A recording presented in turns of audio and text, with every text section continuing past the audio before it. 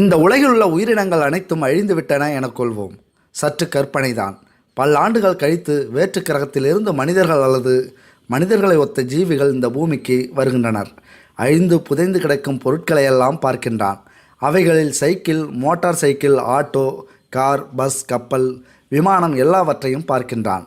இவைகளெல்லாம் எப்படி தோன்றியிருக்கும் என்று சிந்திக்கின்றான். பின் ஒரு கோட்பாட்டை உருவாக்குகின்றான். இப்படி ஆரம்பத்தில் வெறும் ரப்பர் மட்டும்தான் இருந்தது. அது தானாக பரிமாண வளர்ச்சி அடைந்து டயராக மாறியது. இப்படி உருவான டயரால் யாதொரு பயனும் ஏற்படாது போக அது தானாக ஒரு சைக்கிளாக மாறியது.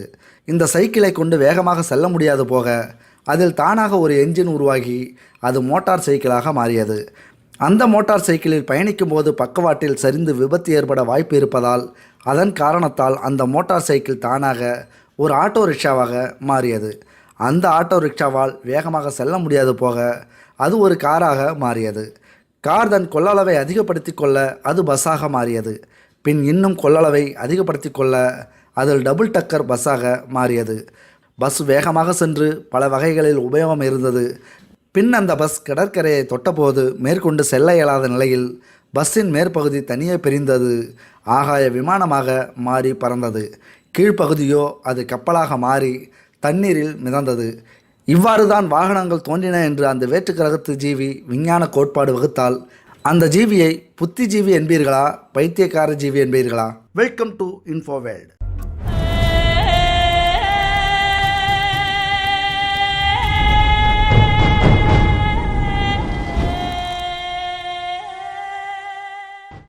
வாயுக்களும் தூசுக்களும் ஒன்றாக சேர்ந்த பொருள் தானாக வெடித்து பூமி உட்பட ஏனைய கிரகங்களும் தோன்றின. பூமி ஒருவித திரவத்தை கக்குகிறது. இந்த திரவத்திலிருந்து ஆரம்பத்தில் மிக நுண்ணிய முதல் உயிரணு தானாக தோன்றியது.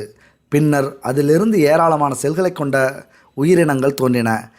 அவைகளில் சில கடலிலிருந்து வெளிப்பட்டு ஊர்ந்து செல்லும் உயிரினங்களாக நிலத்தில் வாழ வந்தன. இன்னும் சில பரப்பனவாகின. ஊர்ந்து செல்லும் பிராணிகளிலிருந்து குட்டி போடும் பிராணிகள் உருவாகின. இத்தகைய பிராணிகளிலிருந்து தானாக ஒரு தனி இனம் தோன்றியது. அது தோற்றத்தில் குரங்கை போல் இருந்தது.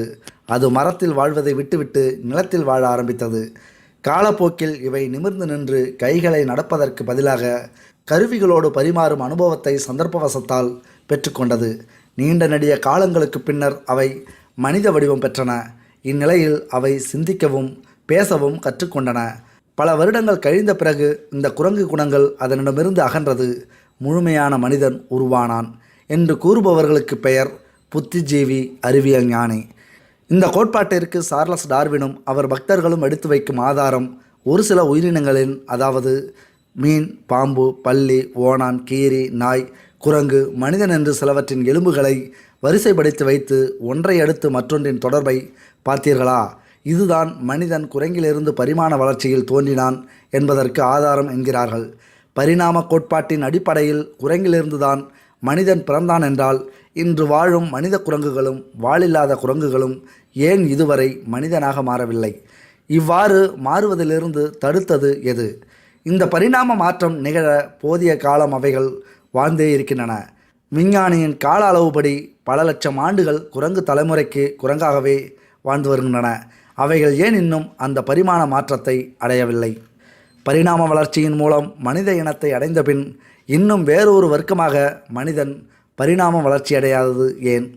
வரலாறு அறிந்த காலத்திலிருந்து எங்காவது எந்த குரங்காவது மனிதனாக மாறியிருக்கிறதா? இல்லை, மனிதனாவது பரிணாம வளர்ச்சி அடைந்து வேறு இனமாக மாறியிருக்கிறானா?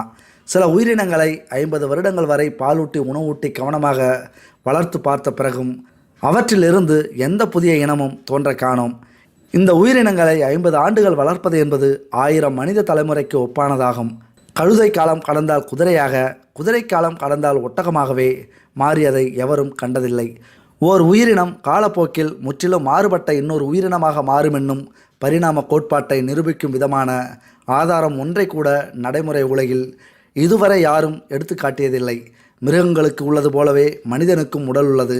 தின்பது, குடிப்பது, சுவாசிப்பது, மலஜலம் கழிப்பது, உடலுறவு கொள்வது போன்றவைகளில் இரு வர்க்கத்திற்கும் இடையே வேறுபாடு இல்லை எனினும் ஒரு சில வகைகளில் அவைகள் மனிதர்களை விட மிகைத்தே காணப்படுகின்றன. இந்த பிரபஞ்ச அறிவிலிருந்து தேடி எடுத்துக்கொள்ளாமல் இயல்பாகவே சில சிறப்பு தன்மைகளுடன் பிறக்கும் ஜீவிகள் பல இந்த உலகத்தில் உண்டு. தேனீக்களை பாருங்கள். விரிந்து கிடக்கும் பூவில் எந்த பூவில் அதிக தேன் உள்ளது என்பதை அறிந்து அதை உறிஞ்சும் வல்லமை அதற்கு இருக்கிறது. எத்தகைய அறிவுஜீவி அது! மனிதனுக்கு கூட தேன் இருக்கும் பூ எது, தேன் இல்லாத பூ எது, அதிக தேன் உள்ளது எது என்பதை அறிய முடியாது. ஆனால் அப்பூவை கடந்து செல்லும் தேனீக்களுக்கு அது தெரியும். தேனீக்கள் தம் சிறகுகளுக்கு இடையே இருந்து ஒழுகக்கூடிய மெழுகை உபயோகித்து சம அளவில் அறுகோண வடிவில் அறைகளுடன் கூடிய கூடு கட்டுகிறது. அதன் அறைகள் ஒன்றை விட மற்றொன்றிற்கு எந்த ஒரு மாற்றமில்லாத அளந்து கட்டியது போல காட்டுகின்றது. சரி, நாமெல்லாம் குரங்கிலிருந்து பரிமாண வளர்ச்சி அடைந்த மனிதர்களானோம் என்பதை கடைசியாக ஒருமுறை நம்பிக்கொள்ளுங்கள். ஏனெனில் மனித இனம் மட்டுமின்றி இதர அனைத்துமே எப்படி, எங்கு, எந்த காலகட்டத்தில் உருவானது, அதற்கு காரணமாய் இருந்தது என்ன, பூமி கிரகத்தில் தோன்றிய முதல் உயிரினம் எது, அதை சாத்தியப்படுத்தியது என்ன, அது சாத்தியமாகாமல் போயிருந்தால் என்னவாகியிருக்கும் என்பதையெல்லாம் நீங்கள் அறிந்த பின்னர் மனிதன் குரங்கிலிருந்து பிறந்தான் என்ற வாசகத்தை நீங்கள் பயன்படுத்த தயங்குவீர்கள். பேரண்டங்களின் இடையே நாம் வாழும் இந்த பூமி கிரகத்தில் தோன்றிய முதல் உயிரினம் பற்றிய மிகவும் மர்மமான ஆய்வு ஒன்றில் விஞ்ஞானிகள் தேவையான பதில்களை அடைந்துள்ளனர். இந்த வெற்றியானது மனிதர்கள் இல்லாத எந்த கிரகத்திற்கும் ஒரு முக்கிய தருணமாக கருதப்படுகிறது. ஆஸ்திரேலிய தேசிய பல்கலைக்கழகம் தலைமையிலான ஆய்வாளர்கள் மத்திய ஆஸ்திரேலியாவில் இருந்து கைப்பற்றப்பட்ட பழமையான வண்டல் பாறைகளை ஆய்வு செய்துள்ளனர். அந்த ஆய்வில் இருந்து சுமார் 650 மில்லியன் ஆண்டுகளுக்கு முன்னரே உயிரினங்களின் வளர்ச்சி தொடங்கியுள்ளது என்று கண்டுபிடித்துள்ளனர். கிடைக்கப்பெற்ற பாறைகளை தூள் தூளாக நொறுக்கி அதிலிருந்து பழங்கால உயிரினங்களின் மூலக்கூறுகளை பிரித்தெடுத்ததன் விளைவாய் இந்த விளக்கத்தை நாம் பெற்றுள்ளோம். இந்த மூலக்கூறுகள் சுமார் 650 மில்லியன் ஆண்டுகளுக்கு முன்னர் மிகவும் சுவாரஸ்யமானதாக இருந்ததை நமக்கு தெரிவிக்கிறது. அது ஒரு சுற்றுச்சூழல் புரட்சியாக இருந்துள்ளது, அது பாசிகளின் எழுச்சியாக இருந்துள்ளது என்று ஆராய்ச்சி தலைமை வெளியிட்ட ஆய்வறிக்கையில் தற்போது தெரிவிக்கப்பட்டுள்ளது. இந்த பாசிகள் வளர்ச்சிதான் பூமியின் வரலாற்றில் மிக ஆழமான சுற்றுச்சூழல் புரட்சிகளை உண்டாக்கியுள்ளது. ஒருவேளை அது நடக்காமல் போயிருந்தால் மனிதர்களும் பிற விலங்குகளும் உருவாகாமல் போயிருக்கும் என்று ஆய்வறிக்கை தற்போது விளக்கமளித்துள்ளது. இதெல்லாம் நடப்பதற்கு முன்பு, அதாவது 50 மில்லியன் ஆண்டுகளுக்கு முன்னர் ஸ்னோபால் பூமி என அழைக்கப்பட்ட ஒரு வியத்தகு நிகழ்வு நடைபெற்றுள்ளது. அதாவது பூமி சுமார் 50 மில்லியன் ஆண்டுகளுக்கு மேலாக உறைந்த நிலையில் இருந்துள்ளது. அதாவது பெரும் பனிக்கட்டிகளாலான முழு அளவிலான மலைத்தொடர் நிலப்பரப்புகளை கொண்டிருந்திருக்கிறது. அதன் பின்னர் உருவான ஒரு தீவிர உலகளாவிய வெப்பமானது பனிகளை உருகச் செய்துள்ளது. அந்த நிகழ்வின் வாயிலாக ஆறுகளிலிருந்து ஊட்டச்சத்துக்கள் சமுத்திரத்திற்கு கொண்டு சேர்க்கப்பட்டுள்ளது. கடல் மட்டத்தில் உருவான மிக அதிக அளவிலான ஊட்டச்சத்துக்கள் மற்றும் உலகளாவிய வெப்பநிலைகளானது பாசிகள் விரைவான பரவலுக்கு சரியான நிலைமைகளை உருவாக்கியிருக்கிறது.